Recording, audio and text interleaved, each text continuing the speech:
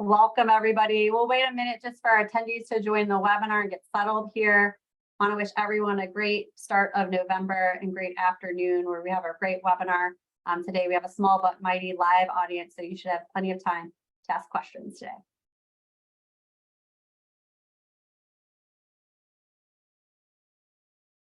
All right.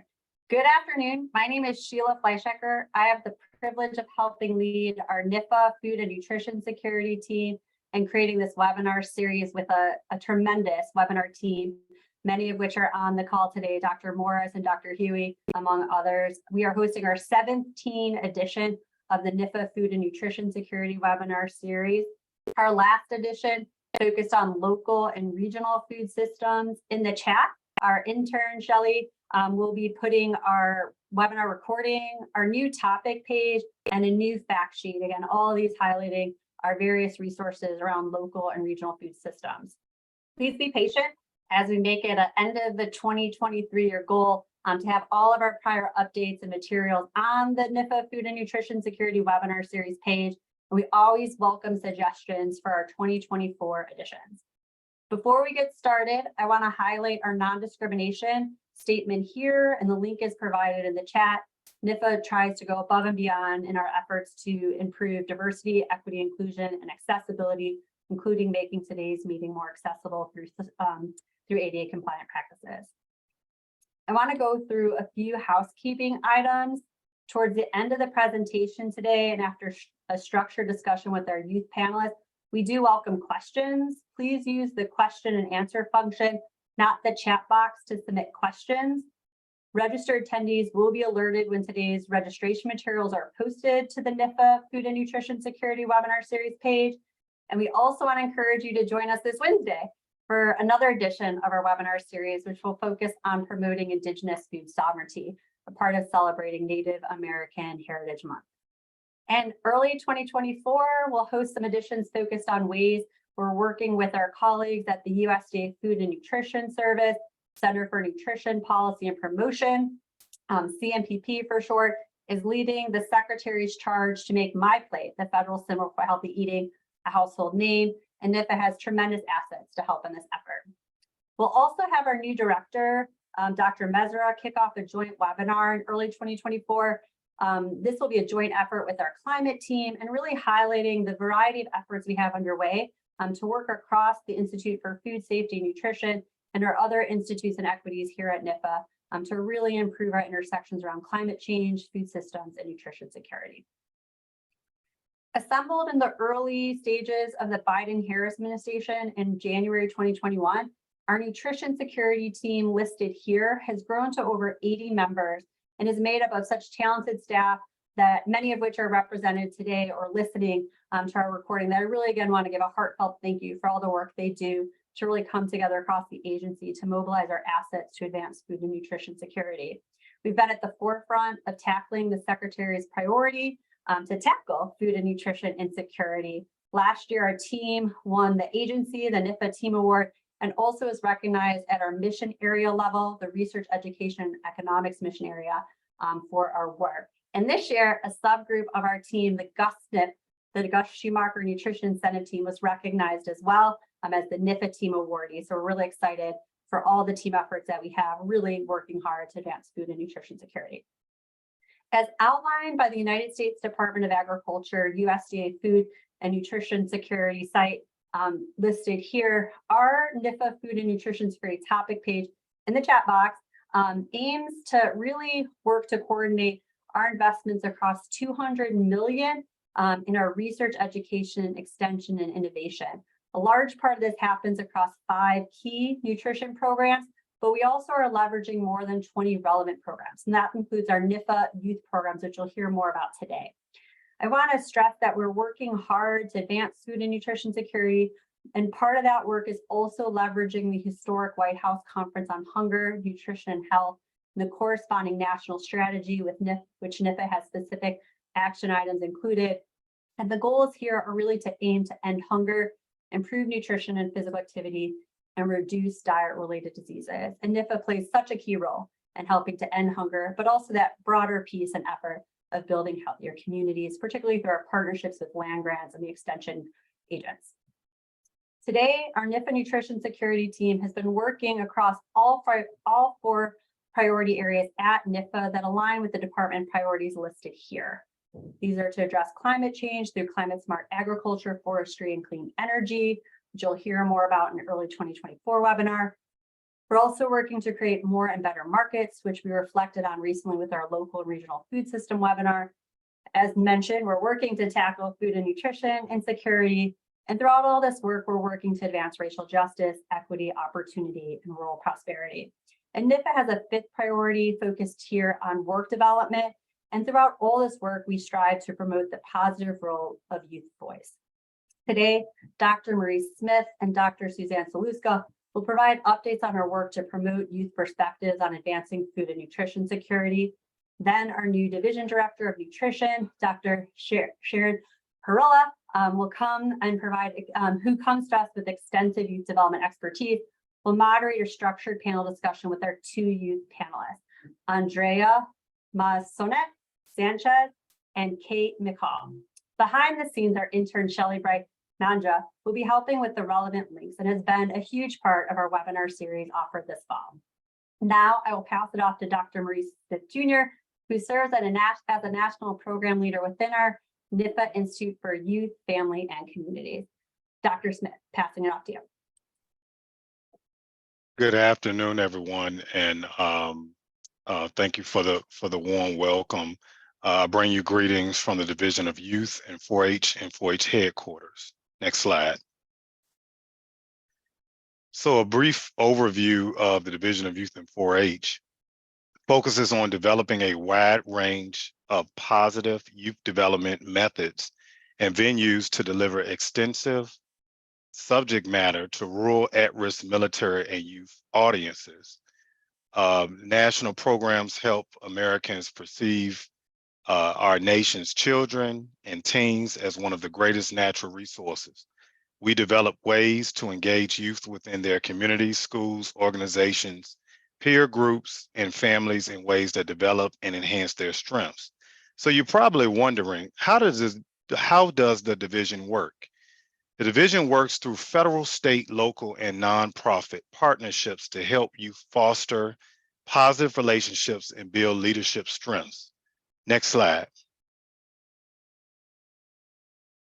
Our division has 3 main priorities within the area of partnership development to develop meaningful and mutual beneficial collaborations with federal partners, land-grant university partners, and community partners. We are focused on strengthening pathways to careers in food and agriculture for young people, and we provide young people leadership and civic engagement experiences at the federal level, particularly focused on advancing youth voice. And central to achieving the goals of USDA and NIFA, I will, in another slide, talk about a little bit more deeper dive into our goals. Next slide. This is a brief synopsis. I wish we could share a little bit more interactive pictures of our team, but this is our 4-H team at the federal level that's composed of a director, national program leaders, program specialists, and a program assistant. Next slide. I mentioned in an earlier slide, this slide before this past one, about our 8 overarching goals. To collaborate and land-grant institution partners to design and share professional development and program management resources for extension staff and volunteers. As shown on the presentation, we also serve as the positive youth development expert to the Federal Interagency Working Group on youth programs, building youth development professionals' capacity to conduct high-quality research and evaluation studies, collaborating, as I stated before, with the LGU, our land-grant partners, managing federal grants to fund military-connected children and youth programs, community-based education programs for families and youth at risk, and youth development research and extension activities at land-grant institutions. We also provide our goals, providing national program direction through the extension land grant system to set priorities, define standards, and establish policies for 4-H. Next slide. NIFA works to advance positive youth development through the division's administration of several grant and other funding opportunities. I want to highlight them today that will put a brief focus on positive youth development and our other grant programs as well. On this slide, NIFA invested approximately 27 million funding opportunities administered by the Division of Youth and 4-H to advance positive youth development in FY23. Now I will go briefly through all of the grant programs. Next slide. Our children, youth, and families at risk, known as SIFAR, you may see that acronym a lot, provision of resources to the land grant university system and cooperative extension system, so that in collaboration with other organizations, they can develop and deliver educational programs that equip at-risk youth with the skills they need to lead positive, productive, and have contributing lives. And that lead NPL is Benita Williams. Also with the SIFAR program, there's the PDTA, which is the SIFAR Sustainable Communities Project to ensure continued development and implementation of the program. SIFAR also has the PDTA, which provides professional development and technical assistance to land grant universities and the cooperative extension system. Next slide. Our YEA program, which we say the Youth Innovators Empowering Agriculture Across America. This program seeks to support projects addressing one or more 6 AFRI Farm Bill priorities, as well as our USDA priorities addressing climate change, advancing racial justice, equity, and opportunity, creating more and a better market opportunity, tackling food and nutrition insecurity, and also promoting workforce development.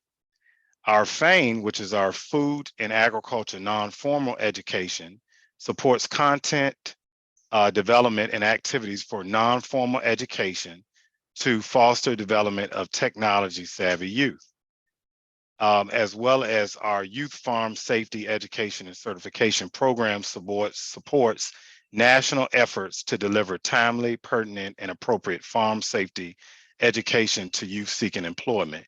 And those NPLs leading those programs are yours truly, as well as Dr. Jeff Salee. Next slide.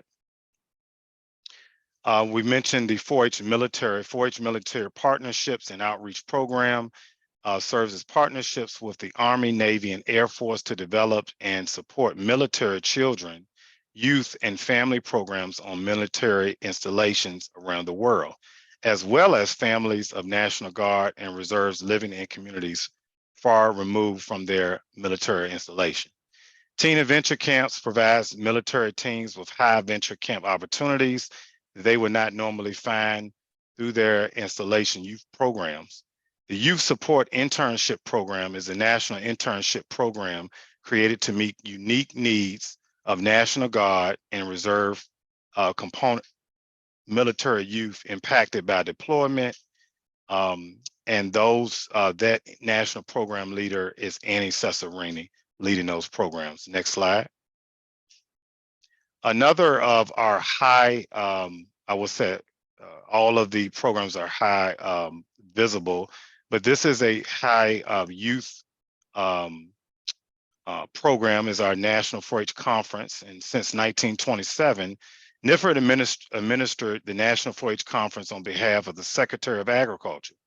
This conference is the flagship youth development opportunity of USDA with the intent to develop the next generation of leaders while continuing to be the future focus. This conference brings together youth, volunteer leaders, county, state extension staff, LGU faculty and administrators, as well as our federal government agency and officials and staff. Next slide.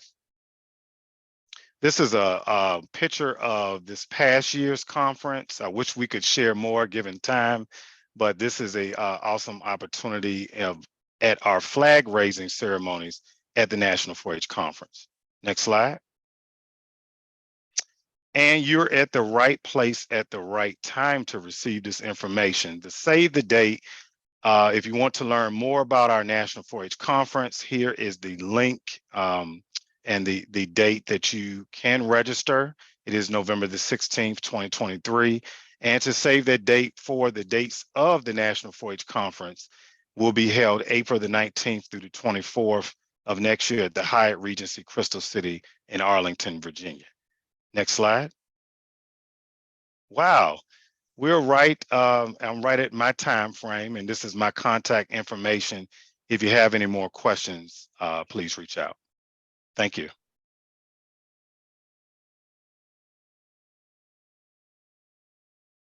Thank you, Dr. Smith. You gave an informative overview of USDA's long tradition to promote positive youth development. I do want to encourage folks to use the Q&A, the Zoom Q&A, to provide any questions to Dr. Smith. We'll be taking questions at the end of the webinar today.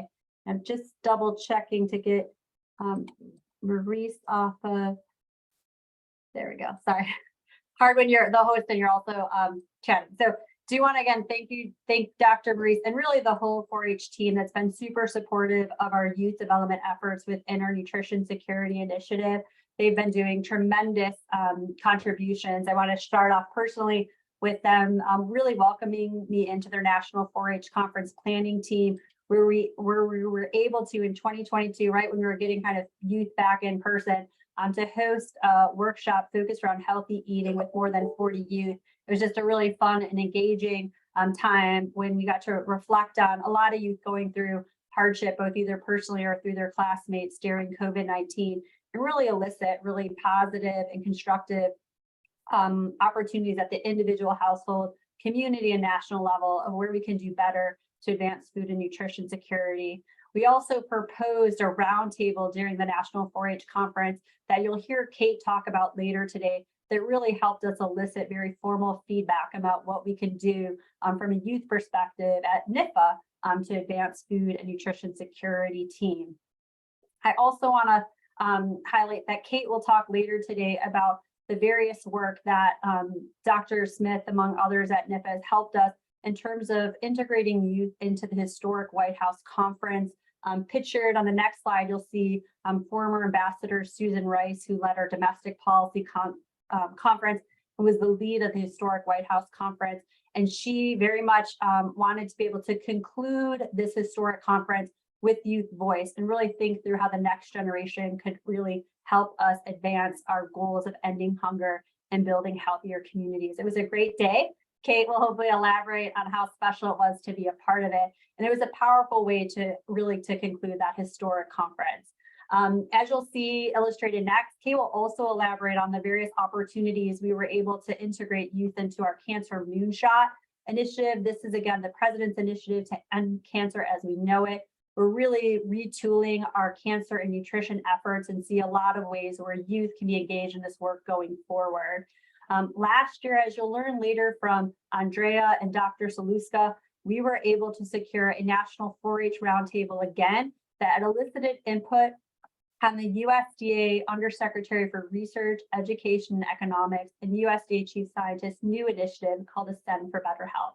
You'll learn more about the youth's role in this from Andrea today and also Dr. Saluska. I want to pass it off to now Dr. Saluska, our Deputy Director of the Institute for Food Safety and Nutrition, who also comes to us with youth development expertise and a really strong passion for strengthening our cross-agency approaches to promoting youth voice across all our core priorities, including tackling food and nutrition insecurity. Dr. Saluska served as the lead on the Ascend for Better Health community engagement efforts, which included a strong effort to integrate youth voices. Joining us today, we also have Ascend leaders, Dr. John Dreyer, and our new lead, Dr. Mike Gluski. He'll have to help me on his pronunciation. Thank you, Dr. Saluska, for your leadership around youth and nutrition security on Ascend, and also for your ability to join us today and provide these overviews. I'll pass it off to you. Thanks. Thanks, Sheila. This has been a great webinar so far, and thank you to my NIFA colleagues who have gone ahead of me. So again, a huge shout out to our other Ascend colleagues who are on. Everything that I mentioned today about Ascend would not be possible without the leadership of the individuals that Sheila has mentioned. So again, another special shout out to Dr. Dyer for his leadership this past year. So happy to report on this new USDA initiative. It's really been about accelerating our efforts in developing community-informed and data-driven approaches.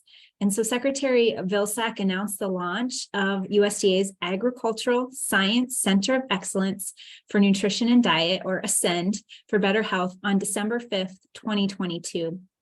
And ASCEND is a virtual science center that brings together scientists, partner organizations, and communities to develop and deliver science-based solutions that improve the health and well-being of every individual, family, and community in this country. And the primary goal of ASCEND is to reduce the incidence and burden of diet-related chronic diseases, especially those in historically underserved populations. So next slide. I'm really excited as 3 core areas have emerged within Ascend: research, data, and engagement. If you go to the website, you'll see these clearly displayed. And NIFA and the Institute of Food Safety and Nutrition is helping tremendously to engage and lead this engagement core piece. And so again, we're really excited to work on these efforts. So let's give you a glimpse of, next slide, of what we have been doing so far with Ascend and where this youth piece fits in. So again, our NIFA team has been instrumental in coordinating Ascend listening sessions so far. And the 2 we're going to talk about are the 2 that were held with 4-H youth this past year. And so what's been so critical to the success of Ascend is engaging with these youth across the nation to really better understand the real-world opportunities and challenges around addressing food and nutrition insecurity and diet-related chronic diseases. We developed 2 key opportunities to engage youth in our formative stages of Ascend, and we couldn't have done it without our NIFA 4-H colleagues that you've heard from today. You can find the outcomes from these youth listening sessions on the Ascend website. Under the summary report of youth events, you can see it here on the slide. It's shown on the right-hand picture. And this report really summarizes the information that I'm going to talk to you about from the 2 sessions, both Ignite and the National 4-H Conference Roundtable discussion. So let's go to the next slide where I'll talk to you a little bit more about these specific events. The first event took place March 9th through the 12th. And that was during National 4-H Council hosted Ignite conference in Washington, D.C. And during this conference, more than 1,000 high school age teens from across the nation were brought together to connect, make memories, and find their spark by exploring the best 4-H has to offer in STEM, agri-science, healthy living, career readiness, and emotional well-being. And during the program showcase, which is an exhibitor-like experience, you can see all the pictures on this slide showing that experience. USDA staff had opportunities to interact with Ignite attendees via in-person conversations and online survey mediums. So you can see Sheila and Melanie at the exhibit there with our spin wheel there, attracting youth to the event. The second opportunity to engage youth was during the National 4-H Conference, and this was held in Arlington, Virginia, and that was from April 14th to April 19th, 2023. And as Maurice spoke about earlier, the 4-H conference is USDA's flagship youth development opportunity. So it attracts young people from across the nation and its territories, and they travel to DC to share their voice with federal agencies like us and congressional committees on a wide range of topics that are not only important to youth, but to the partners, and with that overall goal of impacting change. And so these youth delegates, they sign up to participate in one of the challenge questions provided by federal agencies and congressional committees. And then, as has been mentioned, they work in these roundtables, these groups of about 10 to 15 delegates, and they're supported by a collegiate facilitator who you all are going to hear from in a little bit to prepare that youth perspective briefing for decision makers. And we were so fortunate that one of the decision or briefings was on Ascend, and we were selected from a variety of topics. And so we really wanted to hear from youth about the trusting relationships to improve diet-related health outcomes for all. Next slide. So again, when you download that report, we're highly encouraging all of you to do that, to share it with your partners. We want the report to be used and lifted up. These are some of the items that you'll see. And so youth were asked to complete the phrase "food is," and then their responses were analyzed and presented as a word cloud that you see here on the screen. We had about 137 responses total. And so the more frequently used words are in larger font size. So energy, it's important, it's good, it's life, it's fuel, down to fulfilling and yummy, amazing, and tasty. So we really appreciated the youth answering this question. The next slide talks about the barriers. So we asked youth, what barriers do you face when eating healthy? And so you can see, again, on this graphic, some of the items that were more prevalent and had more responses. And just pulling out a few items from the report, were like 11 responses were around junk food and how hard it is to resist the appeal of junk food, especially when you crave it.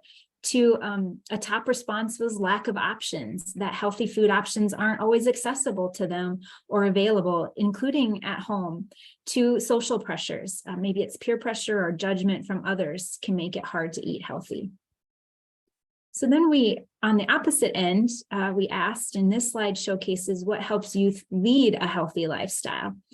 And here, their responses that supported this graphic are, they had supportive friends and family. I mean, it elicited about 30 responses. So that supportive friends and family is really important to them when trying to live a healthy lifestyle. To having role models, seeing those others really living it out, be it their adults or their friends. To being disciplined, they stated they needed to be mindful of what they eat and stay disciplined and focused. And then the benefits of having an active lifestyle. So whether it's exercising or playing sports, they mentioned those are great ways to stay in shape, and that eating a healthy diet also helps you to look and perform your best. So again, this slide, you saw it earlier, but just emphasizing again that we had 14 youth delegates at the National 4-H Conference who met with USDA leadership. They met both in person. I know I was on virtually, so that was also a great part for them to be able to see how to present hybrid and engage partners.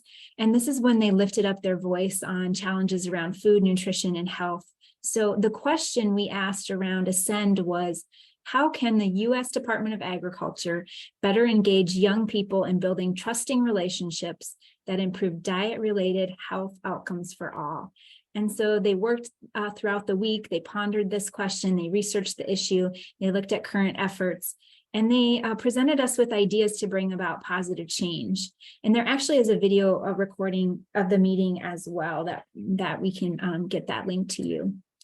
So conclusions from their roundtable is that unhealthy eating habits are a critical problem for Americans. Again, that lack of access to healthy foods that I talked about just a minute ago, and how that may hinder people's ability to maintain healthy diets. And they really wanted youth to build better relationships with food. And they saw that being able to be built through education. So teaching kids and adults about nutrition, to legislation, limiting access to unhealthy foods, to economics, and how we increase their access and encourage production and quality. So overall, involving youth directly is crucial for solving this issue. And that concludes my part of the presentation. Thank you.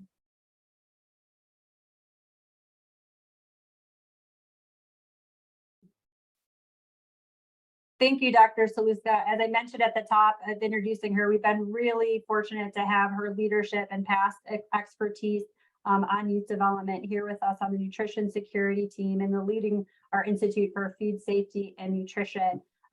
Again, when you look at this picture, you'll see Andrea, who you get to meet soon and hear from. You'll also see a variety of our other NIFA and REE staff. Matt Browning, who's kind of behind the scenes on our nutrition security webinar series here today. Tyler Tucker, who serves as a political appointee confidential assistant to the research education mission area, so to our undersecretary and office of the Office of the Chief Scientist, and then Dr. Melanie Abley here, not pictured, but on the Zoom is Dr. John Dreyer, who is really the senior advisor on Ascend overall. And then this year, the advisor is Dr. Michael Grusak. I'm going to practice the pronunciation of his name, but That is our new advisor. We've been really fortunate with the Ascend initiative that they've really embraced the youth perspective. And again, I think we're just getting started here as the Nutrition Hub is launching of where youth can play. So now we're going to transition to our new colleague in the nutrition space, Dr. Shannon Harillo, who really, again, brings to us a tremendous expertise on youth development. We got to work with her in her prior role, which she'll share with you, and she gets to introduce herself. But really, again, thankful when we were putting together this webinar series that really, I think, a week or two into her new job, I was like, you're the moderator. You're going to be amazing for this. So greatly appreciate her taking on moderating today. And really, without giving you one word for Andrea and also Kate, they've just been phenomenal in terms of their roles as youth ambassadors and youth champions, and really providing their candid perspective, but also really facilitating the voice of all those high schoolers in the room today. So really excited to pass it off for a moderated discussion now. Do you want to encourage folks to have questions for Dr. Smith, Dr. Saluska, and also our youth panelists to put that in the Zoom Q&A chat, and then we'll transition to that after a facilitated discussion with our youth first. Dr. Hurla, I'm going to pass it off to you. Thank you, Sheila.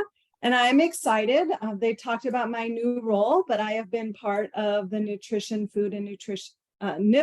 Food and Nutrition Security team since I started at NIFA, and helping to facilitate the interconnections, where my previous role was as the division director of the Division of Youth and 4-H at NIFA. And I participated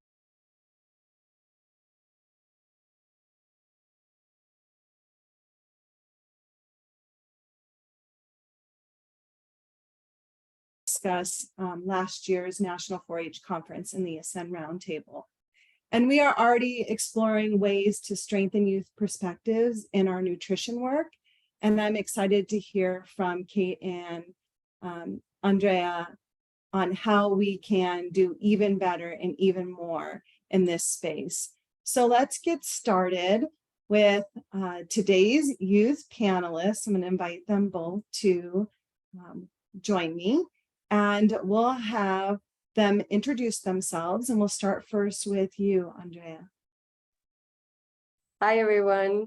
It's such a pleasure to be here today, and I had an amazing experience at conference, so I'm excited to share everything and my experience.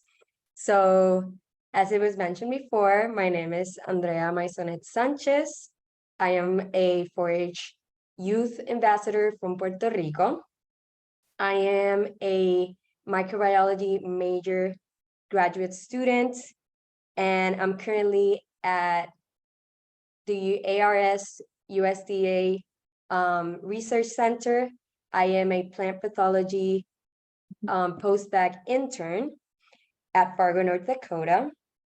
I've been part of 4-H for almost 10 years now, and I've worked with different projects from agriculture, healthy ways of living.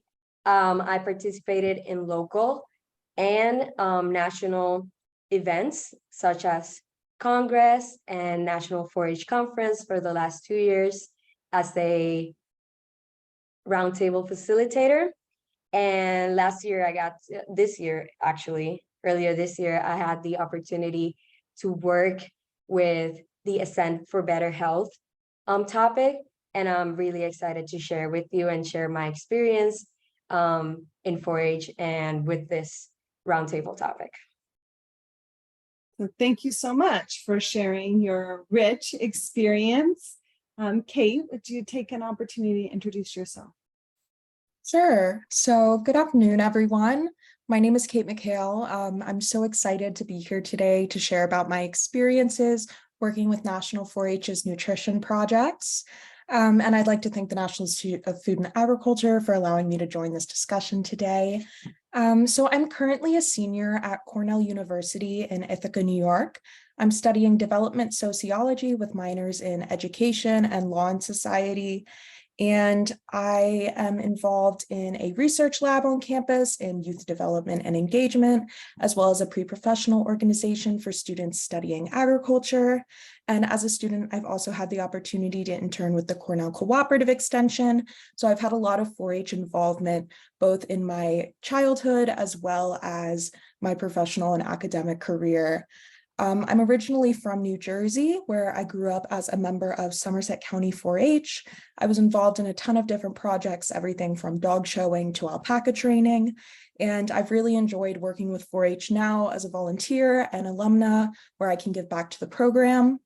And following my graduation from Cornell this May, I am hoping to pursue a career in extension education, and I'm planning on enrolling in a master's program this fall for agricultural education. Wonderful. All right, so now you've shared a little bit about your 4-H history. So it'd be great if you could tell us a little bit more about your connection, not only to 4-H, but to NIFA's efforts to promote positive youth development. And so Kate, we'll go ahead and start with you. So I've been involved with 4-H for over 12 years now, and I first began getting involved when I was around 11 years old. During my elementary school years, I joined because they had a dog training club and my family had just gotten a puppy. So naturally, I found my way to 4-H, and I very quickly fell in love with the program, and I really enjoyed everything from their public speaking competitions to showing animals and just getting involved in the community. So over the years, as I grew up, I expanded my involvement in 4-H, and I became a member of an alpaca club and different teen leadership opportunities. And then in high school, I got more involved in national 4-H programs like the National 4-H Conference. And in 2018, I was able to attend that as a youth delegate for New Jersey. And then I returned the following year as a member of the youth leadership team, which was a smaller group of students who were able to help facilitate the conference on a larger scale and design many of the panels and opportunities for students at the conference. And I very much enjoyed that. So I've now returned to the conference as a facilitator in 2021 and 2022. So in 2022, I had the opportunity to work alongside NIFA as a facilitator for the Nutrition Security Roundtable, where students were exploring different ways for youth to become more engaged in nutrition security. And that's led to a lot of other opportunities to help spread the work that these students did at the conference through other NIFA programs like the Cancer Moonshot and the National White House Conference. And we're going to hear a little bit more about those in a moment. And so, Andrea, would you also tell us a little bit more about your connection to 4-H and NIFA's other efforts to promote positive youth development? Yes, so I started, like I said, I've been in 4-H almost 10 years now. I started when I was in 8th grade. I started with reforestation program in Puerto Rico in the National Rainforest. Is an important ecosystem in the island protected by the United States. And since then, I just had a passion for working for the environment and promoting in my community the importance of conservation of nature. Then that expanded to national healthy ways of living, where I got more into how get to public speaking and development in other areas regarding agriculture. And then I got the opportunity to work at conference. Also, all of the opportunities regarding working in the forest, working with the healthy ways of living has influenced my decision on career path. So 4-H has been very big on giving me what I need to proceed to pursue my profession and that confidence to go for the things that I really want to do and the change I want to do in my community. So agriculture has been influenced in my undergrad research, and 4-H was a big part of that. And now with the experience that I had at conference, working with Ascend for Better Health, I want to pursue a PhD on food science and agriculture systems and food systems in the world. So that's been a really important thing for me and this topic has pretty much, impacted my whole career path and what I want to contribute to the world and my community. So tell us a little bit more. How did you get connected to National 4-H Conference? Were you a youth delegate, or did you see the opportunity and want to continue to giving back and gaining leadership skills? Pretty much, So yeah, pretty much it was like that. I'd never attended as a delegate. I saw the opportunity on a website, pretty much my state website.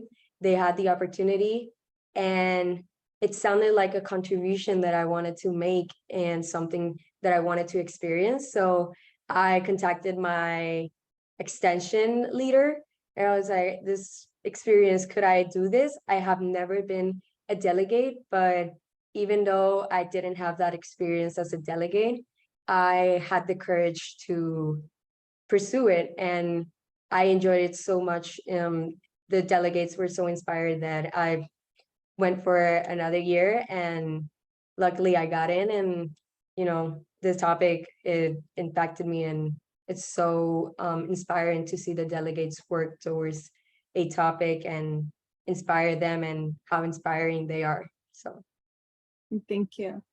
Okay, so now we're going to dig a little bit more into how their recent efforts and sharing more about their recent efforts with NIFA's Food and Nutrition Security Team. So we're going to go to Kate. Yeah, so I had a really great experience facilitating the Nutrition Security Roundtable at the 2022 conference.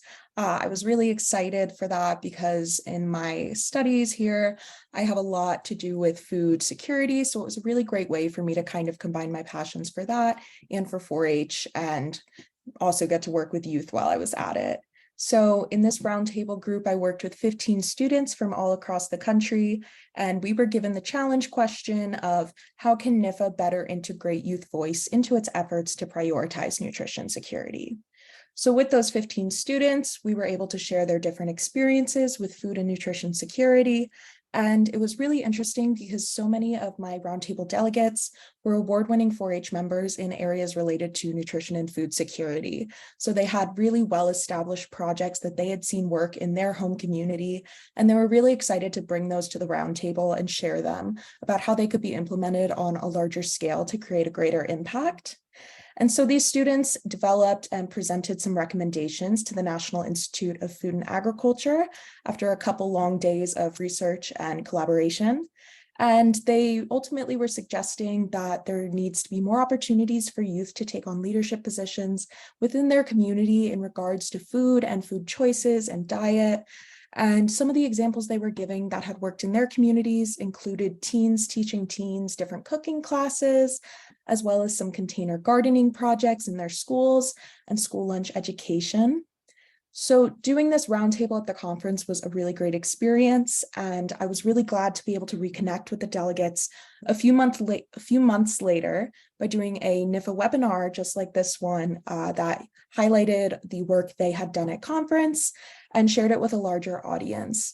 So the students were able to come back together and represent what they had found at conference and share with more members of the NIFA community and the greater community about how they could see youth playing a larger role in nutrition security. So those were my experiences working with youth, but then I was also very honored to be able to work with the Cancer Moonshot initiative, which was a day of community-based conversations over a webinar, which focused on improving healthy living to reduce cancer death and increase the quality of life for cancer patients and their families. So in this panel, I was able to speak alongside some really great experts in youth nutrition and community health. And I was able to emphasize the role of 4-H and positive youth development programming on empowering young people to really lead healthy lives. And now I know 4-H was so instrumental for me growing up, so it was great to be able to share this message with a national audience in this capacity. So following that, I was able to work with the White House Conference on Hunger, Health, and Nutrition and attend that last fall, which was a really, really incredible experience. I got to hear from the president about the national strategy on hunger, health, and nutrition, and go to a lot of different panels and speaking events that focused on really engaging communities and taking an active role in their health and nutrition. So I thought it was really inspiring how the work of my delegates allowed so much positive change to kind of snowball, to reach so many more people and share the importance of these 4-H positive youth development programs. So thanks for sharing that. I'm also a little jealous that I didn't go to the White House conference and be in that close proximity with the president and some of those key decision makers. So that really just speaks to what you've done for NIFA and for Youth Voice. And I can't think of a better spokesperson. So thank you. All right.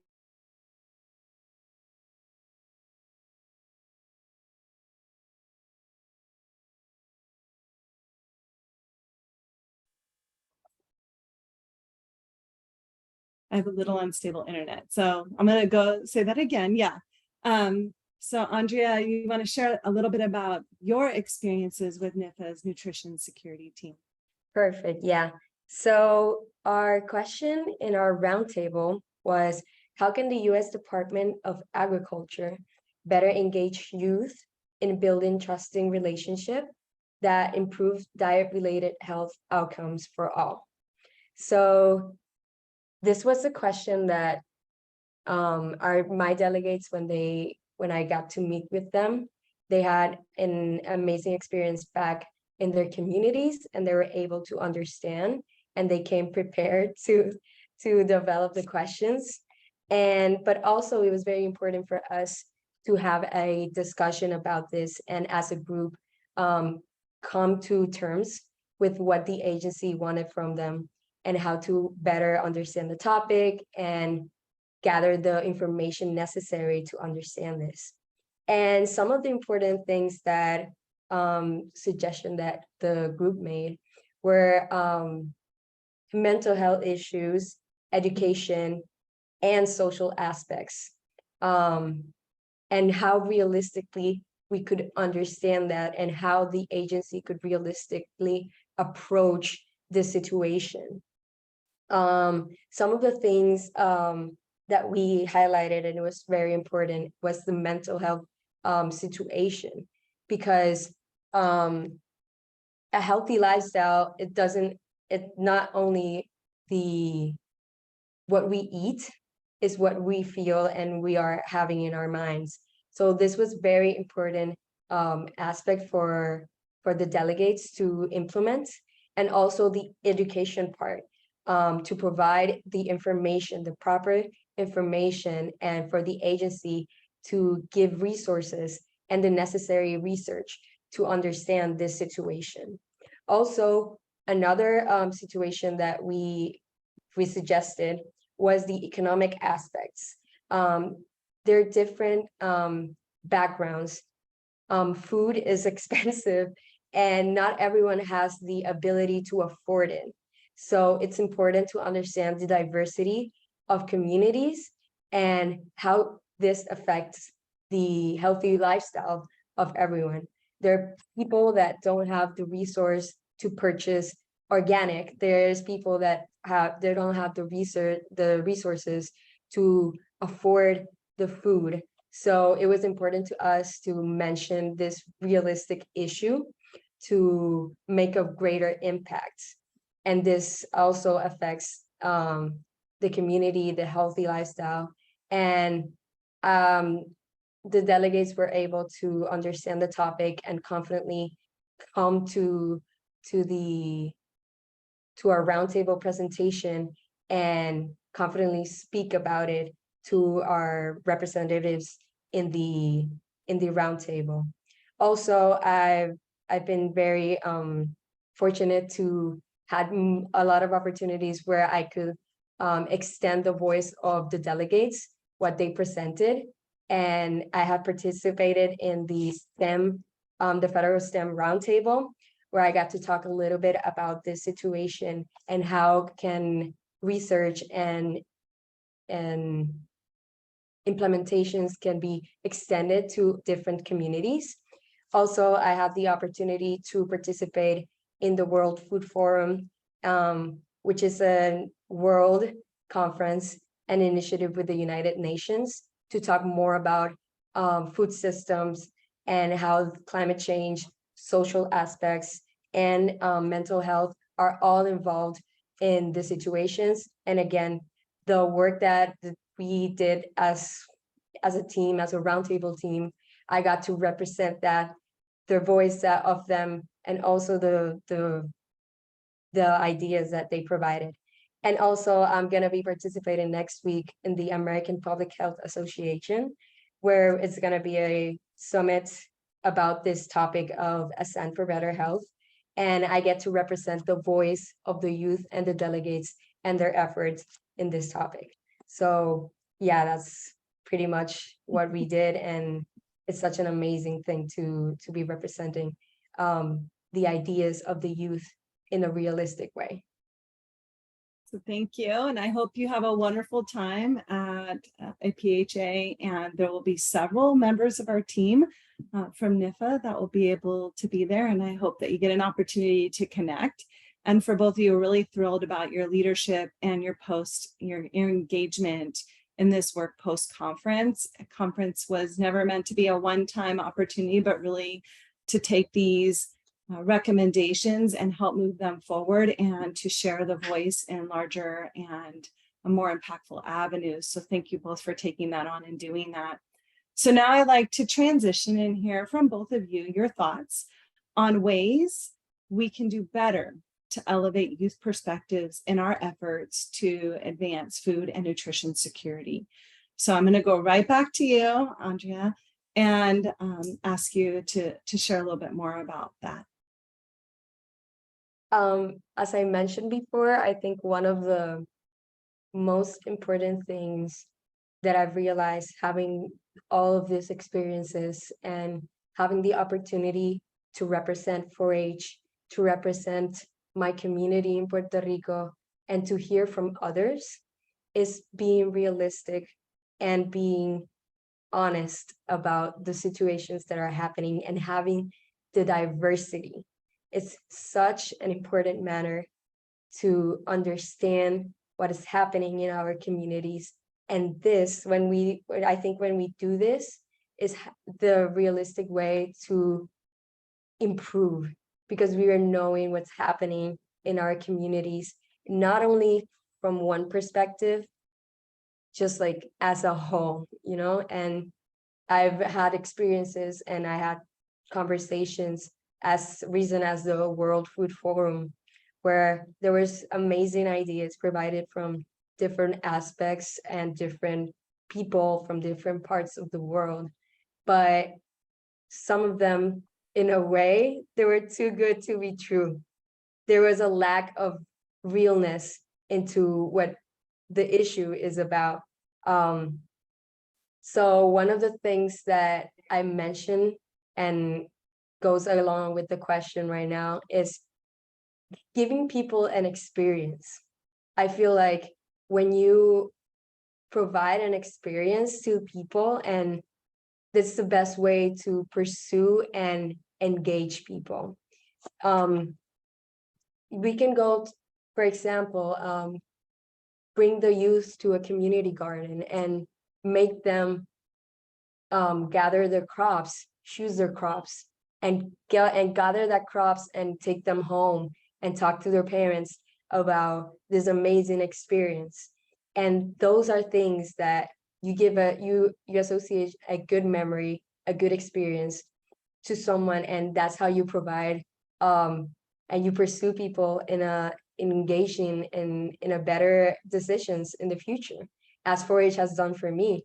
All these experiences that I've had and has motivated me to be the person I am today, to want to pursue a better education for myself so I can make an impact in my community. So I feel like being realistic with the situation that happens in the world and engaging people through an experience is the way that you can change how people think and how people are influenced by their decisions. So thank you for that. And so Kate, do you have anything to add? Yeah, kind of going off of what Andrea said, one big suggestion I would have is just creating opportunities for young people like the National 4-H Conference roundtables to really share their perspectives and get involved in nutrition and related activities. When youth feel like they have a space and a place where they're able to be themselves and share their voice, it's so important for their development and just for creating those healthy communities. And also just continuing to engage with and listen to the youth that have these ideas, because so many young people have ideas, they're very closely connected to the issues we're trying to solve. So they're an incredible resource to kind of draw upon when we're looking to create change. Okay. And I'm looking, I don't see any questions from the audience yet. So if you have a question, I might have a time to take one in the Q&A. But before we go there, I wanted to ask each of you to share any suggestions you have for future 4-H collegiate facilitators and National 4-H Conference Roundtable participants, so youth wanting to become delegates, how you might make the most of conference and potential post-conference experiences, because both of you are exemplary in your efforts. I would say, don't be afraid to go out and pursue your opportunities. And also, don't be afraid of speaking about your experiences. The agencies, as a participant and as a facilitator, just want you to be as true as possible with the experiences that you have. Like, some of the 2 years that I've participated and the 2 topics that I've had, at the end of the day, all the agency members that are hearing from the youth, at the end of the day, are asking to hear from the experience that you're living. So that's what they want. Sometimes the most true and not necessarily the most formal answer is the one that the agency wants to hear. What's your experience? What do you have to say? How your lifestyle and your life experience has impacted you, and how can you provide us the information so we can provide to you what you need to be better as a community, as a country.